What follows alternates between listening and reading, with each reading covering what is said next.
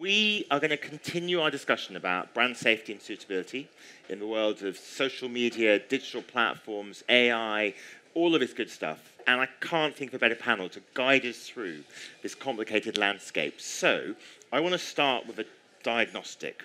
Let's define the ailment with which we're grappling. So Ty, why don't you kick us off? When marketers are thinking about brand safety and brand suitability, what exactly is the problem in today's media marketplace? I think broadly speaking, what brands are looking for is an opportunity to understand what their content is sitting next to and determine whether that material is suitable or inflammatory or otherwise bound to elevate emotions in a non-positive way. And so they're just looking to make sure that their brand is associated with positive feelings and I would say joy and happiness most broadly. So you make it sound gloriously simple.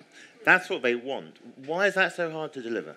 Because different interpretations of what is safe and suitable, as you might expect, can have different perspectives depending upon the perspective of the individual.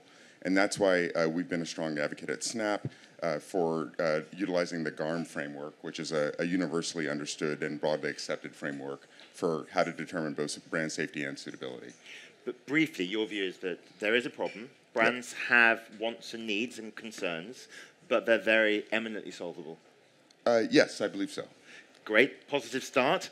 Let's hear possibly a slightly different perspective. Sure. I think a lot of the reason why there's such a challenge... Quickly, do you want to introduce yourself very quickly? Hi, Marie-Angela Sanzone, head of paid social at JP Morgan Chase. Very quickly, I think one of the biggest challenges is it's super complex. There's a lot of nuances across platforms. You have a high volume of ever-changing content that's going on there, like thinking about video, user-generated content. And so that makes it a challenge to think about, to your point, how you want to show up and where you show up, because sometimes user-generated content can be completely unpredictable, sometimes inappropriate. So it's thinking through how do you place your brand against those items on a social platform or on some of the bigger platforms or some of the other mediums. There's also a lot that's happening in the privacy and regulation space. So obviously coming from my background, that's something that we are very in tune to. I don't know, if anyone heard while we were out here, the U.S. Surgeon General just came out and said that they want a warning label on social media to talk about the risks that it potentially presents. So that is going to be a change, and that is going to present a challenge. It's going to have to marketers, to folks like yourself, of how do we adapt to that? Right. So this is a fast-changing landscape, I think is the point you're making. Yes. This is not a static, stable environment. Correct. Craig? Yeah, first off, thanks for having us. Craig Ziegler. I lead product management for our measurement and contextual products at IAS. And, brand safety and suitability, it's a big part of what we do. Obviously, I think for us, it's all about performance, scale, but also brand protection. And that's what we hear a lot about from our brands and our customers is I need to hit certain performance metrics. I need to continue to scale my business and scale those outcomes, but I need to do it in a way that protects my brand equity. I need to do it smartly. The areas of opportunity out there are, ripe with challenges, and I'm sure we'll get into the impact of generative AI and what's happening there. And I think it's all about balancing those things. It's all about balancing performance, scale, and then ultimately brand equity and brand protection. So kind of listening to the three of you talk, I wonder if this boils down to four issues, and it's the combination of the four that creates the problem. Problem one is a fuzziness. So there's some material that some brands might say is edgy but entirely appropriate. Other brands might take a totally different view. Number two is scale. These are huge platforms. How many users does Snap have globally? We have over 800 million monthly active users. So it's not a small, neatly defined problem. It's a lot of users across a very complex platform. Third, I guess, is speed. So stuff spreads fast. So getting a handle on the problem is quite difficult to do. And then arguably the fourth issue is complexity across the platforms. So there's several large digital platforms with similar numbers of users. And policing everything across all of those in a consistent way is really complex. Is that a reasonable summary? Did I miss something? The only thing is that from a moderation and platform safety standpoint, Just Snapchat in particular doesn't allow for virality of the type that you're talking about Right. for unmoderated content. So the type of acceleration that you're discussing with regards to misinformation or particular content that others might It's a deem great to be point. objectionable is actually not prevalent on the And platform. was that a conscious decision you made? It was a conscious decision that we made as a platform, yes. And just briefly, why did you make that decision? Because the primary use case is visual communication on a one-to-one or a one-to-many basis. Yep.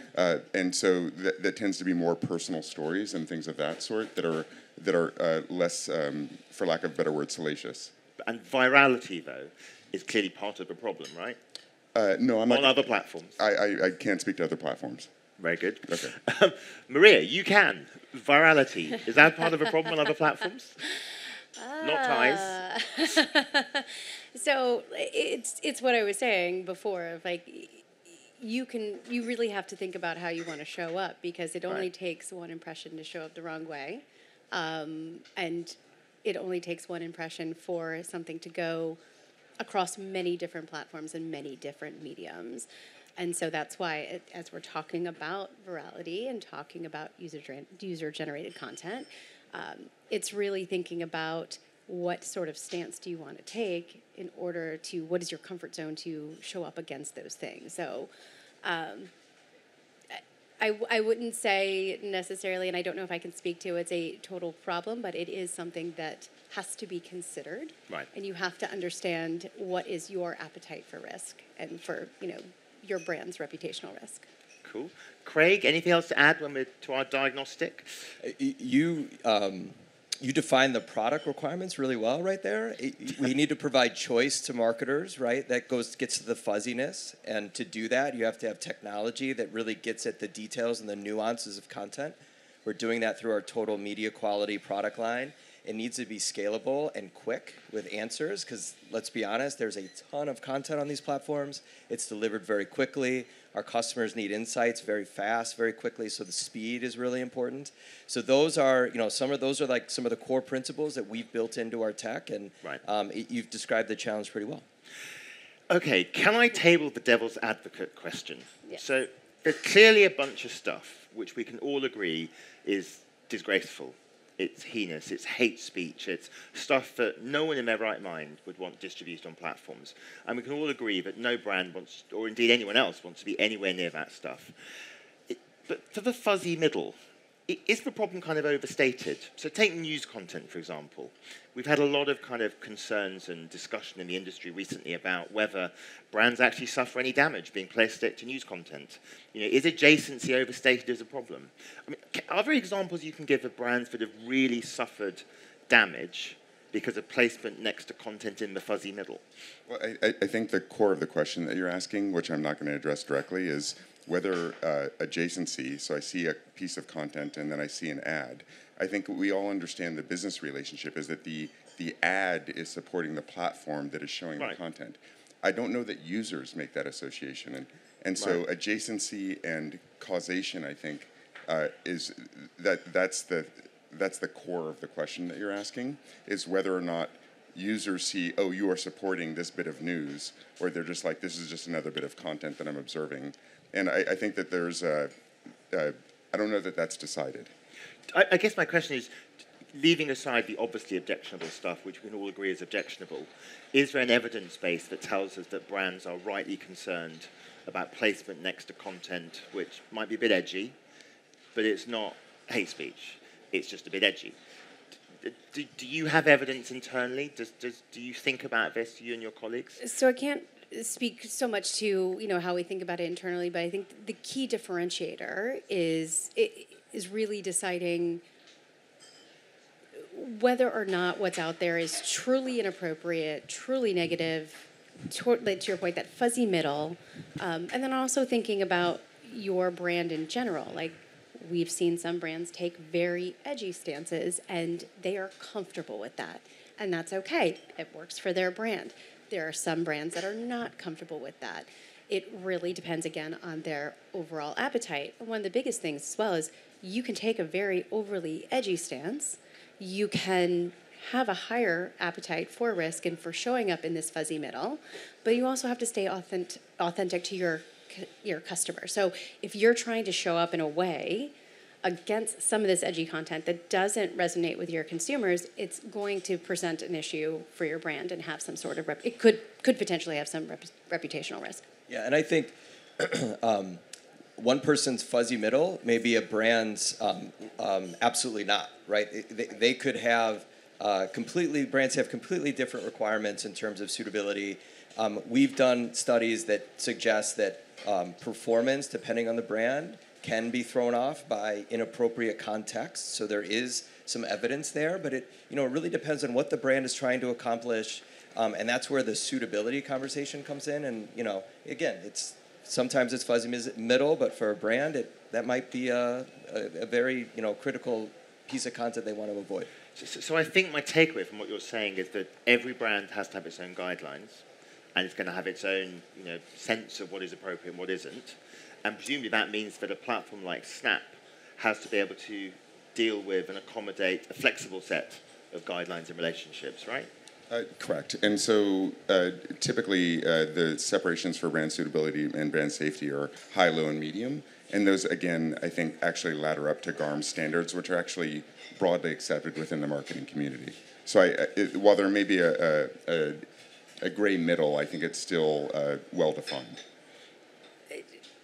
So, how often do you review your brand suitability guidelines?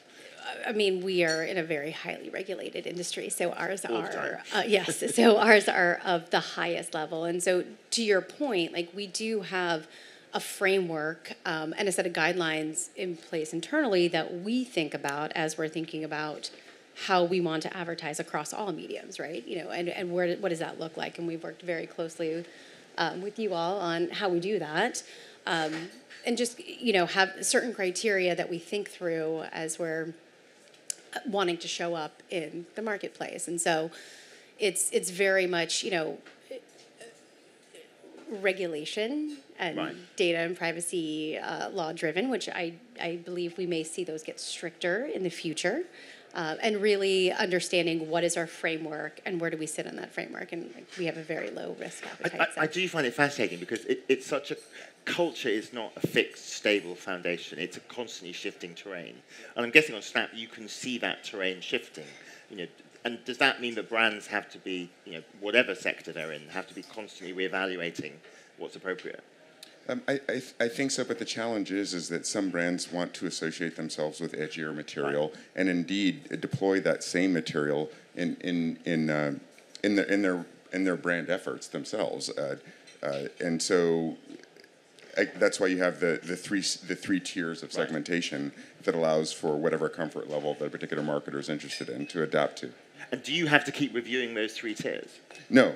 Thankfully, the GARM standards don't change all that frequently, and so we observe those, and that's good for us, right. To be clear.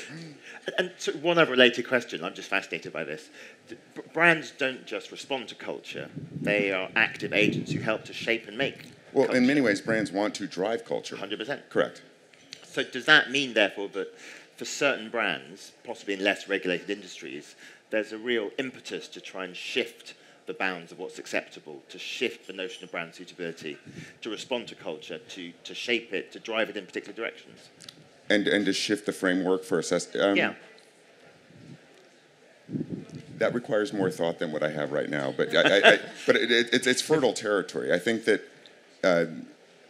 there's a tension that is still being negotiated to determine how much you react to it, how much you're adjacent to it, and how much you drive it. Right. And the most skilled marketers are ones who not test but understand those boundaries and operate within that space. Right. Yeah. One area we see, changing trends in particular is around misinformation. Those trends and themes are always changing. We launched our misinformation solution for social earlier this year, and we use third parties to keep up on those trends. Because you have to keep up on them. So using experts globally to help us understand what are those trends, keeping up with what's happening, that's been a critical part about delivering misinformation for our customers. So the next thing I want to talk a bit about is the speed with which the platforms change. So when you look at the evolution of social media platforms, it's an extraordinary story over the last decade. I mean, I don't know how many engineers and software developers and coders and product leads Snap has, but I'm guessing it's hundreds, if not thousands. It's thousands. It's thousands. And you are constantly pushing the boundaries of the art of the possible in terms of what brands can do on your platform. How do brands stay up to date with what you're doing? Do you spend a lot of time talking to them about the content features, about the user experience, about how the interface works, so they can ensure their strategies are fit for purpose? Well, I think if anything, across all of the platforms, there's a broad direction towards simplicity rather than complexity. And I think for us in particular at Snap, we're deeply vested in solving real-world business problems as a marketing platform. So how do we drive upper funnel, mid-funnel, and lower funnel and retargeting brand goals? I'm sorry, from awareness, consideration, purchase, and retargeting. And how do we do that in a way that's methodical and has deterministic outcomes? Right. And so I think that's broadly speaking the goal. And I think that's not super appealing because a lot of marketers are looking for innovation. And I think there's that tension between innovation and solving real-world business problems. Your thoughts as well? No, I would tend to lightly agree in terms of, I think there's a lot of, I think you were saying it was more simplicity than complexity. I think at the simplest core, there are simple things that we're thinking of, but I think we have to partner very closely with you all to understand what is new, what's coming up, what works for us to help us shape our strategies based on what we're trying to achieve, and also how do we keep ourselves in a very brand safe environment. There may be something that will drastically impact how we're, thinking about going to market, but maybe it's not possible based on, where we may show up or how things may look. So I think a lot of it is really partnering to understand and understanding, is this going to drive the bottom line and drive impact? If it's not going to, and it's a nice to have and potentially can be a risk, then it may be something that, may not be right at that time. Let's talk about AI. We are playing AI buzzword bingo. So the first member of our audience to get 20 AI stamps on their card wins an original piece of Beat TV art, which Andy will be distributing earlier. Tell us about how AI feeds into this narrative about brand safety and suitability. Why don't we start with you, Craig, and work our way back? But AI, we know, has got some complicated implications, but is also a hugely powerful tool for making this stuff work better. Give us a sense of the art of the possible in terms of helping brands feel comfortable with safety and suitability. Yeah, AI is a huge investment of ours at IAS. It powers much of our product set. And it's really also about combating AI on the other end, right? And a big part of the challenge for marketers is, as we talked about earlier, it's about performance and scale. But it's also, there's a risk and reward there. And the risk is, generative AI and the amount of content, user-generated content that's out there, really being able to navigate that, but still reach your audience, still drive performance. And that's where our investments in AI are so important, because we keep up with the market. So AI, I think, can be a very powerful tool. It can analyze vast amounts of data at scale in a way that maybe wouldn't be possible or would take hours for humans. However, I do think there are nuances with AI, and it's one of those things where there needs to be the right balance between AI and human oversight. Right. I do think it will be impactful, thinking about the future, but I do believe that there will always need to be some sort of human oversight to understand those nuances where there may be a judgment call that needs to be made that couldn't be blindly done with AI. And so I would pose it as a series of questions. How many of you are actually, do you believe that you're DJs, as an example? How many of you have playlists on like a music service? How many have shared those playlists with friends? You're DJs. And so that's our broad view of AI, is that it's going to take everything that was hard and make it easy. And so from that perspective, it serves the role of utility. And so with that utility, it allows you to do mass personalization at scale for advertising. And so I think, as we're talking about comfort levels for brands are going to have to be more comfortable in the future with a personalized, customized message that may not be scripted by a human, that is customized for an individual based upon their proclivity to understand and be receptive to that brand message. And that's a very different way of working and thinking than what we've done historically.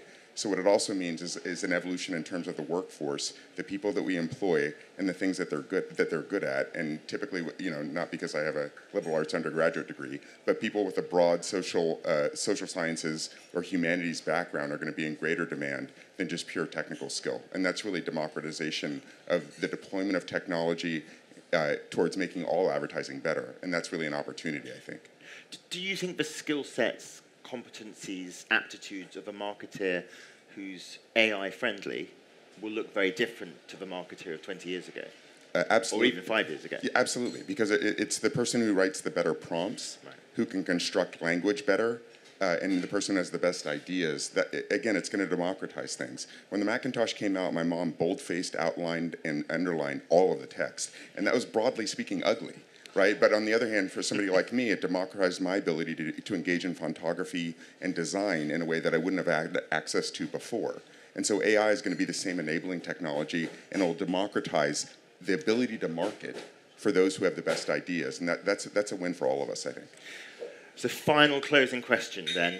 You're all experts in this space. You've been living and breathing it for many, many years. Fast forward 3 years from now, what do you think is going to look most different in the brand safety, brand suitability landscape? What big changes should we as marketeers be starting to think about? Craig, you've got the unfortunate position of... Is there anything particularly you point out that IAS is thinking about which is worth flagging? Yeah, I think... I think just content in general is going to evolve, and keeping up with new forms of content and needing to help marketers understand that content and the implications of adjacency to that content. It's hard to think 3 years out, but of what exactly it's going to look like, but we know it's going to be different, and it's our responsibility to keep up.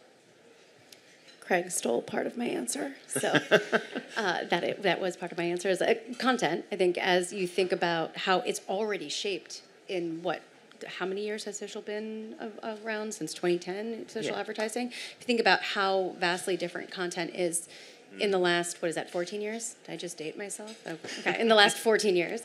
I think that's going to continue to evolve. And then I alluded to it and said it a little bit before. I also think we're going to have different privacy and data regulations that are coming out. And so we will have to adapt to that. So you're going to have to find that balance and adapt to content that is ever-changing, and then privacy regulations and rules that are going to also be ever-changing. Ty, a final word. 3 years out. 3 years out. The difficulty between understanding brand safety objectives, measurement and attribution methodologies, business goals, and KPIs, the intersection of those things, and understanding the through line of that Venn diagram, that's just going to be automated. And so I think the entire process is going to be much easier. And so whether you're a dry cleaner in Bacharo Hill in San Francisco, or you're a French multinational that happens to be based in town, you're going to be able to reach consumers where they spend time in a way that's appropriate and customized and tailored to that consumer's needs, so that ads are just seen as being more useful, more relevant, and more valuable, but done so in a brand-safe way. There's a vision to end our panel with. A massive thank you to the three of you. That's been really fascinating. Great. Thank you. Thank you. Thank you so much.